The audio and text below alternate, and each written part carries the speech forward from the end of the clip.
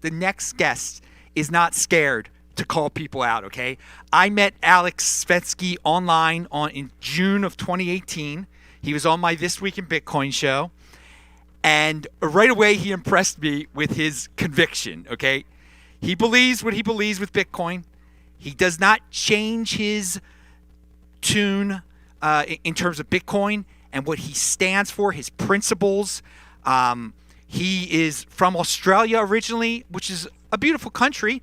Things were not very free there. He got out of there. He's not a tree. He's in motion. He is living the life of all these catchphrases of mine, okay? And he can seem, quote unquote, harsh, but he gets to the point. He believes he is not here to fit in. He's not changing, and he is not here to be the normie messiah. He doesn't waste any time. So it is a privilege to hear him speak, but he's going to give you the freaking truth, okay? And there's not going to be extra stuff. He's not going to try to be nice to you or anything like that and say that Bitcoin is going to make all these normies wise and smart, because it's not. But you have the choice to listen and learn, and the dude is freaking hardcore Bitcoin. So take it away, Alex.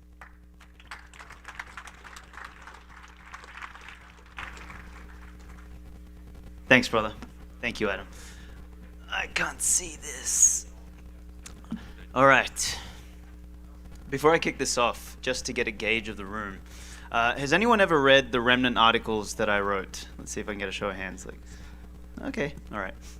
And has anyone ever seen me talk before? Let's see. I think it's the same people. All right. So I got one more question. Who thinks that we need mass adoption for Bitcoin? Let's see some hands.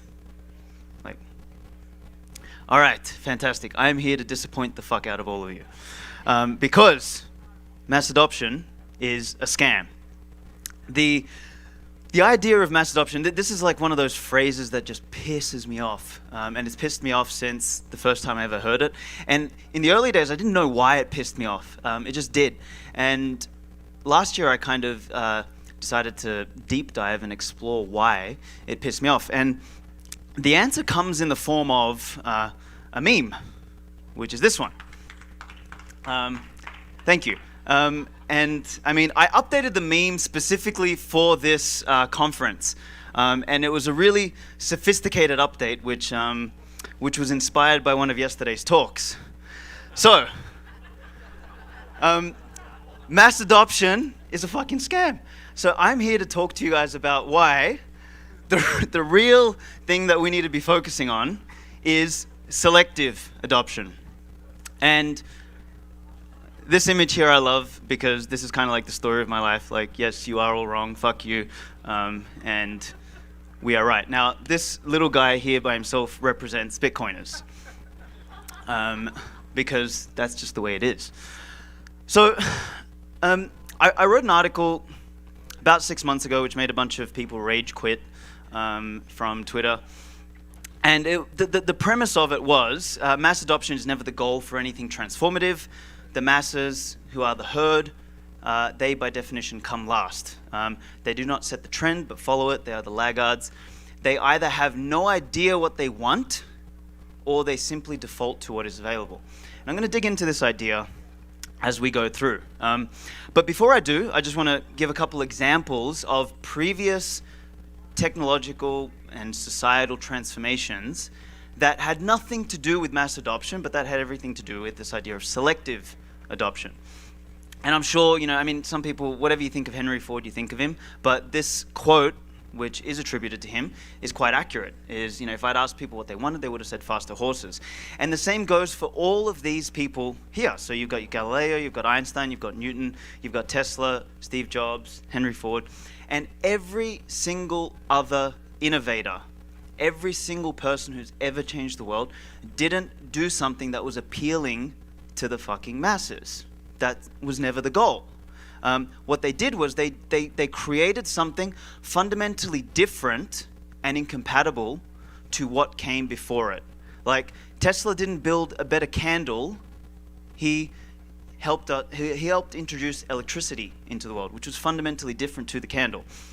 Steve Jobs reimagined the way we could, work with personal computers. Einstein, all of them the same. Like Galileo is actually a great example of someone who didn't, succumb to the prevailing doctrine of the times. And I mean, we know what happened to him and everyone else who was supposedly a heretic.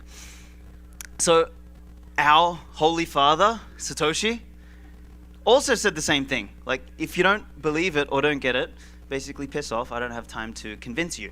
And that's the premise that we as Bitcoiners need to take, because all of this idea of like, begging people to come and adopt it because we need everyone here for Bitcoin to succeed reminds me of like some, beta guy, chasing women and like begging for them to like him.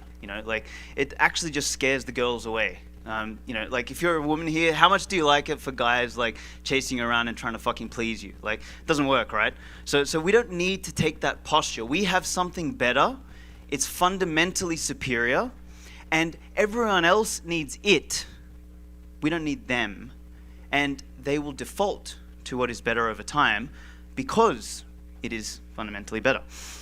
So let's look at a couple examples of like what mass adoption actually looks like. So does anyone remember this guy? Babies are dying, right? So he believed in mass adoption so much, and in his mind, like, mass adoption meant we need to turn Bitcoin into fucking PayPal 2.0, and he lost his mind, and he's probably in a mental institution now, sitting there looking at his Bcash that's down 98% against Bitcoin because no one gives a fuck about mass adoption in that sense. The other examples of people who want mass adoption are these guys. So the shitcoiners and the scammers. So they wanted to change Bitcoin so that it's more appealing to the dumbass sheeple and the lemmings. And basically Bitcoin and Bitcoiners said, fuck you. And, they went on and they did their own things like, Ethereum and smart contract and world computer and NFTs and whatever other, like this retard in the middle. And, this idiot Raoul Pal, right? Like, you'll always hear that word come out of his mouth. But for mass adoption, we need to do this, this, and this. We need a bunch of blockchains. It's like, no, that's not how this works. The other example of mass adoption is what I call lipstick on a pig, right? So these companies here, like, fine, they're great companies, they're doing stuff, but really, what are they doing? They're just making existing fintech a little bit nicer, a little bit smoother. More people can or at least more people in first world countries can transact amongst each other. But really, like, they're cucks to the government. Like, to really put it bluntly, is like they're not reinventing anything. They're not recreating anything. It's not a 0 to 1 innovation. These guys are just 1 to n innovations. They're slightly altering the existing paradigm. And to me, that's not interesting. That's not important. That's not how we change the world. None of this stuff actually matters. The fact that PayPal's selling you IOUs for Bitcoin, like, whoop-de-doo-dah, like, it doesn't matter. The ETF goes here. All that sort of stuff goes here. There's nothing fundamentally different or important or engaging about any of this stuff. The other example of mass adoption, this is like a recent mass adoption, maximalism, is like, people who support the current thing, like, this is what mass adoption looks like. We, as Bitcoiners, should not be lemmings. It's not the goal here. We need to think a little bit deeper about the things we want. So this is kind of the separation. I'm going to go into what selective adoption means in a second, but on one end, if we selectively adopt Bitcoin, if we focus on the people who matter. I don't know if anyone's seen The Matrix. I hope you have. The original one was great. The fourth one is an example of mass adoption. Like, the first one is an example of selective adoption. Is this idea that, and I'll talk about it later actually, where Morpheus is talking to Neo about the people that they should actually unplug, and that not everyone is ready to be unplugged. But really, we've got freedom on this side. So citadels, sovereignty, localism, capitalism, family, tribalism, like this is, by definition, they're all things that we must self-select into. They're all things that involve some sort of boundary, some sort of exclusivity. Whereas this other stuff, like, communism and everything, is all about like equalizing everyone. We all know what we're all in this together means, especially over the last 2 years. So we want to be very wary about these things that we just throw around, because like mass adoption is going to get us here. in 2030 where you're going to own nothing and be happy, just like everyone else, in the pod, eating bugs, and being like, jabbed every 6 months. So, the great lie of mass adoption continues. Stagnation, corruption, theft, like everything that we see in the world today, like with what I call the twin evils, fiat and representative governments, like democracy as an example, these are all inventions designed to weaponize the masses, because by definition, there will always be Pareto distributions at every level of existence. Whether you look at nature, you look at anything in the universe, you look at any physical law, you look at any biological system, you look at any other complex system, and you look at human beings, there is always a 80-20 distribution. And whenever we focus on designing something for the 80%, we actually destroy the 20% who actually make the difference. And we need to invert that kind of thinking. Like, democracy is just one of those perfect examples of rule of the competent by the incompetent. And we've kind of seen that happen, and Bitcoin actually fixes that and changes that, so long as we remain true to the essence of what Bitcoin represents. So this is kind of where everyone's probably heard of fix the money, fix the world, and I think it was always missing a line. And this ties into a little bit of what Justin Moon was talking about earlier today, which is the necessity as individuals to become the best versions of ourselves. Like, the idea, like the word elite has been co-opted and, been given to people like Christine Lagarde and, Queen Elizabeth and shit. They ain't elite.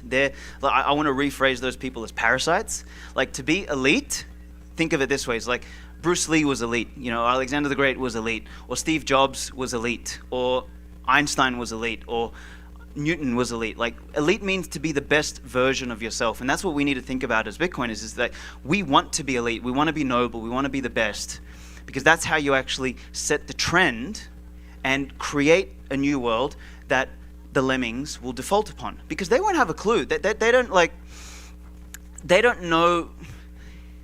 They will walk into a gulag with a smile on their face, and they will walk into a free citadel with a smile on their face, and won't know the fucking difference. So unless we create the citadel, unless the 20% create the citadel, unless the 300 Spartans create the citadel, there ain't going to be no citadel to walk into. Like, if we change Bitcoin, if we change the values, if we do all that sort of stuff to make it all nice and cushiony and, welcoming for everyone and all that sort of stuff, we actually, we undermine the value of creating something incompatible with the old. And that's so important. Like, we can't, if you think of Bitcoin as this new island, and you look at the old world is burning right now, and Bitcoin's this new island. The only thing we should be doing is building effective bridges so that some people can get across, and there must be a price to get across, whether that price is financial, emotional, spiritual, intellectual. There needs to be a barrier, because people need to qualify to come across this new world. And then at some point, when we've got enough of a critical mass, we blow up the bridges, and who gives a fuck about everyone else? Like, because at some point, the rest of the world just stops functioning, and we don't have to convince them to get Bitcoin. Like, this is the piece here, is like, if we focus on mass adoption now, we fail. If we focus on selective adoption, we end up getting mass adoption by default. And I've kind of placed some notes here. It's like, it will occur if Bitcoin is superior, not just because it's another flavor of what exists today. The masses will always follow, the 20% always lead. We can't just be better, we also must be fundamentally different and compatible with the old. So they'll come through. Like, the remnant, as I call them, or the first movers, or the producers, or the prime movers of the world, we're like the tip of the arrow, we're the tip of the spear. We go first, we set that, and then the rest follow by default. And this graph here, I did an article like 2 or 3 years ago called Bitcoin and Lockdowns. And what you'll notice about the adoption curve has nothing to do with price in terms of like actual dollar amounts. Like, there's zero, and there's infinity divided by 21 million. So that's like the upper cap of Bitcoin, which in other words is infinity. And what happens is, like, we move from one end of the spectrum, which is where we are now. We're kind of in the phase of Bitcoin being a luxury. It's something people desire, something they want. It's something, particularly in this room, where we probably sit in the side of, like, we don't necessarily need Bitcoin to survive like someone in Nigeria might. So we have the luxury of acquiring Bitcoin as a curiosity, right? And at some point, That's going to change. At some point, the world gets so fucking retarded, the world gets so stupid, unrealized capital gains, or, property theft, or increased taxes, or UBI, or whatever other stupidity and machination that the government and the state will conjure up in their desperation because they fucking screwed everything up. That stuff is all coming, and as we move to the other side of the thing, the necessity to be able to store the product of your labor increases dramatically, and that's what brings everyone to Bitcoin. We don't have to beg anyone. They're going to come because they have to, not because they want to. So the question is we need to make sure that we have a Noah's Ark that is stable and strong enough for the masses to flood on, not to build it for them now so that, we compromise the integrity of the actual Noah's Ark that we're building. It's kind of why me and Mark Moss, who was talking earlier today, we wrote this book, which is going to go out soon, but it's called the Uncommunist Manifesto, which is a pushback to the stupidity of what's happened over the last 150, 200 years with Jesus Christ, did anyone know the Communist Manifesto is the most widely read political and economic book in history? Fucking hell. That, it's no wonder the world's retarded. We don't need, this idea of, lizards in back rooms to explain the stupidity today. We have this because people believe in, the academic justifications of Marx. But anyway, to kind of wrap up this thread is why we need to think about selective adoption is these are the enemies. The shitcoiners, the bankers and wankers, the fiat billionaires who don't care about, a world that is fair. They don't give a shit about that. They just care about okay, if I can politicize my way into changing the game so that I can win, then that's all that matters. These are more of the enemies. The health ministers who are extremely healthy, the politicians who are extremely political, and the finance bros with bitch tits. And then we have the lemmings, right? This is all of this stuff is what we are fighting against, because all of this is madness at the bottom and at the top. And obviously, this is the big boss, Dr. Evil in real life. So we must, we have a moral duty to selectively adopt. We have a moral duty not to go out to everyone. There's an essay which I recommend everyone read called Isaiah's Job, and it is actually what inspired a lot of this thinking for me. And it was written in the 1930s by Albert J. Nock, and it inspired people like Murray Rothbard and Ayn Rand and all of that. And in there, he makes this he makes the claim, or God makes the claim to Isaiah, that you should go out and be a preacher to the remnant. And what that meant was go and preach the message and know that 99 out of 100 people are going to walk past and not listen, but one will, and the one that does is the one that matters. The other 99 don't know what the fuck's going on, and they're never going to know what's going on. And there's no point in you diluting your message to talk to them because they're flakes anyway.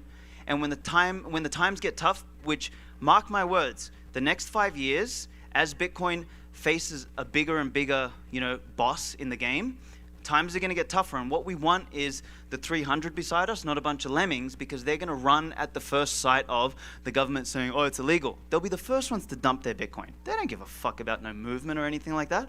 So we want to tap into the people who will. So the truckers, for example, they got off their asses, and they went and they parked their trucks in whatever it was, the fucking capital, somewhere in China. So they're the people we want to get onto Bitcoin. So focus your attention, your energy, your effort on those people, because that's how we win this. It won't come from getting a bunch of sheeple on. So this was the quote that I was mentioning before from Morpheus, which is, the matrix is a system, Neo. The system is our enemy, but when you're inside, you look around, what do you see? Businessmen, teachers, lawyers, carpenters, the very minds of the people we are trying to save. But until we do, these people are still part of that system, and that makes them our enemy. And it's a harsh word. Not many people have actually thought what this phrase actually means.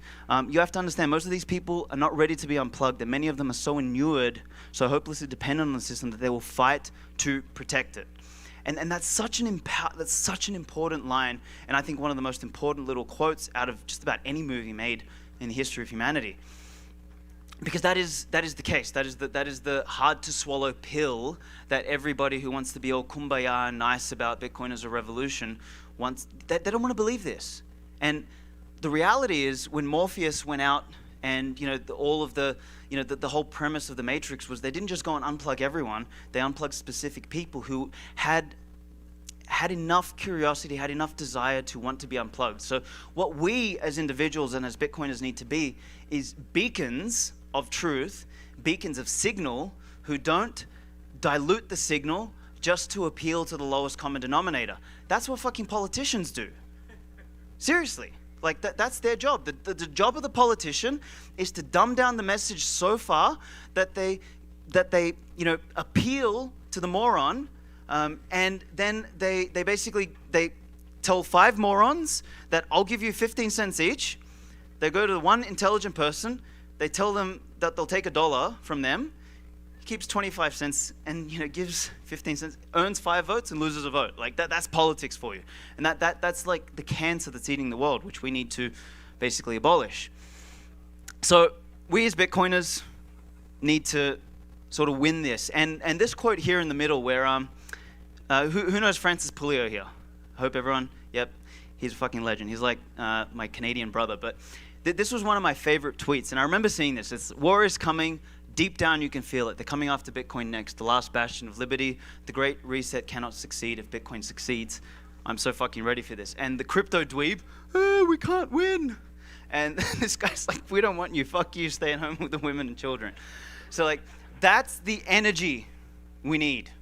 Because if we have that energy, then we actually like build an army of people who will stand up to the shitstorm that we are going to face over the next 5-10 years. This is not going to get easier. If you think clown show is over, man, prepare to be disappointed. Like we're kind of in the eye of the storm at the moment because like the pressure was on, and now like we're sort of pulling back for a second. Clown show episode 2022, episode 2023, episode 2024 is going to get next like level 9,000 out of 10 on the retard scale. So like it's going to get really bad. So we need to be ready for that stuff. There is always, exactly, it's going to get worse. So anyway, that's what we need in order to survive the madness, in order to avoid the world of the masses, basically, because the world of the masses is not a pretty place. What we want is like the world of the nobles. We want the world of like primo, like hot chicks and shit everywhere. We want like statues, like ancient art. We want to like have no roads because fuck the roads. That's what the government gave us. Like that's what we want. So anyway, if I think we have 4 minutes of questions, so I'm happy to open this up to some questions. If you want to follow some of my other ranting and swearing and stupidity, by all means, you may do so. And yeah, I'm going to open it up to questions. Thank you.